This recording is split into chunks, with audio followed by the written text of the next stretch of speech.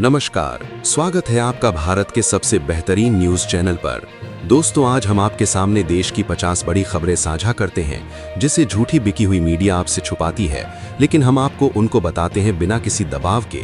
लेकिन बहुत से भाई ऐसे हैं फिर भी लाइक सब्सक्राइब नहीं करते और ना ही ये बताते हैं कि कहां से हमारी वीडियो देख रहे हैं। चलिए आपकी मर्जी, शुरू करते हैं आज की बड़ी खबरें। यूपीए काल में आर्थिक कुप्रबंधन, पीएम मोदी का कांग्रेस पर निशाना। प्रधानमंत्री मोदी ने एक न्यूज एजेंसी को दिए इंटरव्यू में यूपीए सरकार द्वारा लागू की गई नीतियों पर कड़ी आलोचना की है। उन्होंने बताया कि उस समय बातचीत शुरू होती थी लेकिन वो असफल हो जाती थी। पीएम मोदी ने यह भी कहा कि वर्तमान में विश्व का विश्वास भारत पर बढ़ा है। इस अवधि की तुलना में देश की स्थिति में महत्वपूर्ण बदलाव हुआ है। पुतिन को डायरेक्ट चैलेंज, पड़ोसी देश ने कहा हमें खुद का एटम बम बनाना होगा।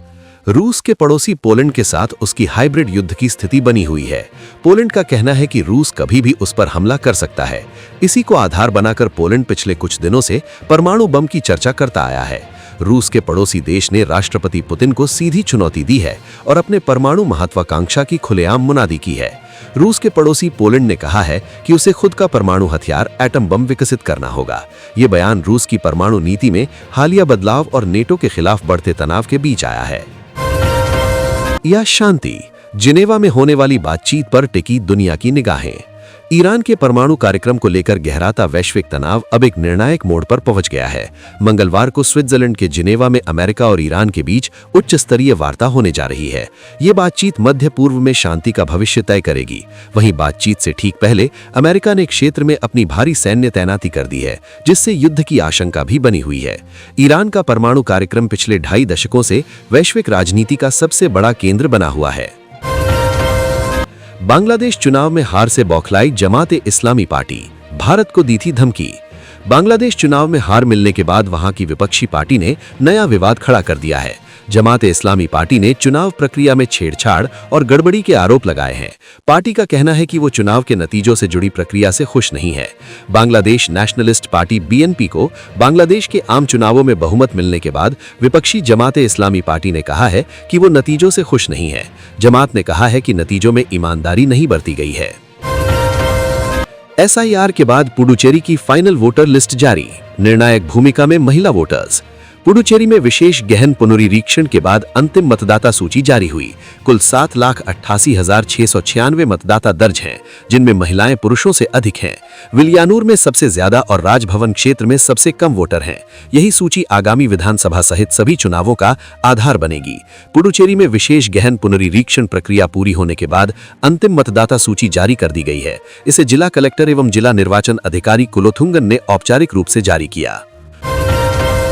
गुजरात विधानसभा के नए डिप्टी स्पीकर बने पूर्णेश मोदी, कांग्रेस का बीजेपी पर परंपरा तोड़ने का आरोप।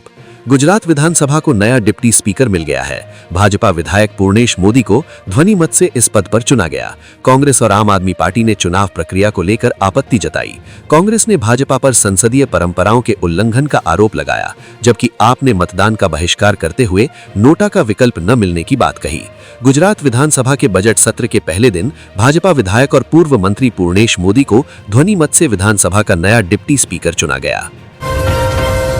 पीएम मोदी पहुंचे एआई इम्पैक्ट समिट, देसी स्टार्टअप्स ने दिखाया दम, सर्वम एआई का बड़ा दावा। पीएम मोदी ने एआई इम्पैक्ट समिट के शुरुआती दिन ही इस इवेंट में शिरकत की। उन्होंने अलग अलग स्टार्टअप्स और कंपनियों के पेविलियन और कियोस्क का जायजा लिया। एआई इम्पैक्ट समिट के पहले दिन दिल्ली के भारत मंडपम में प्रधानमंत्री नरेंद्र मोदी ने समिट एरिया का दौरा किया और वहां लगे अलग अलग कंपनियों और स्टार्टअप्स के स्टॉल्स पर जाकर टेक डेमो देखे। 2026 में मुस्लिम राजनीति की तिकड़ी का टेस्ट, केरल, असम, बंगाल का कौन होगा ओवैसी। देश के जिन 5 राज्यों में विधानसभा चुनाव 2 महीने के बाद होने हैं, उसमें केरल, असम और बंगाल में मुस्लिम वोटर 27 से 35% के बीच हैं। इन तीनों ही राज्यों में मुस्लिम राजनीति को भी खड़ी करने की कवायद हो रही है। ऐसे में देखना होगा कि मुस्लिम आधार वाले दलों का क्या होता है। जम्मू कश्मीर के बाद असम, पश्चिम बंगाल और केरल में सबसे ज्यादा मुस्लिम मतदाता हैं। साल 2026 में देश के जिन 5 राज्यों में विधानसभा चुनाव है, उसमें बंगाल, केरल और असम भी शामिल है। असम में बड़े नेता ने छोड़ी कांग्रेस, सीएम हेमंता ने दिया बीजेपी में आने का ऑफर। भूपेन कुमार बोरा ने कहा कि मैंने 32 साल कांग्रेस की सेवा की है और पार्टी के भविष्य को लेकर चिंतित हूं। मैंने अपने इस्तीफे के पत्र में सभी कारण विस्तार से लिख दिए हैं।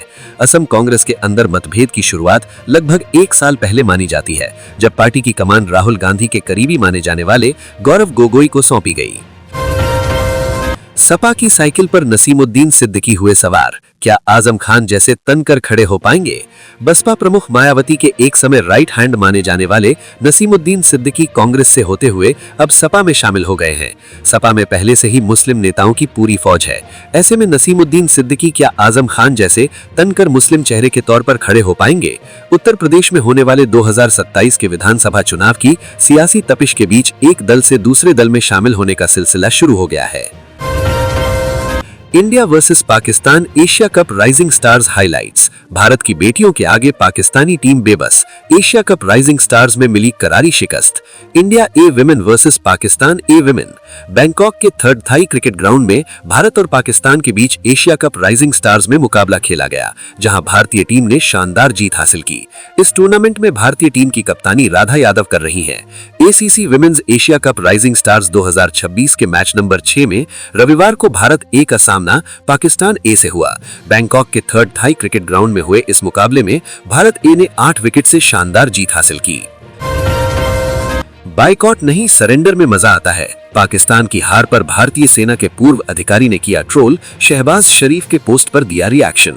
पाकिस्तान को भारत से कोलंबो में T20 वर्ल्ड कप के मुकाबले में रविवार को हार मिली। इस हार के बाद भारतीय सेना के पूर्व अधिकारी ने भी मजे लिए। उनका पोस्ट सोशल मीडिया पर वायरल हो रहा है। आईसीसी टूर्नामेंट में भारत का पाकिस्तान पर दबदबा एक बार फिर कायम रहा।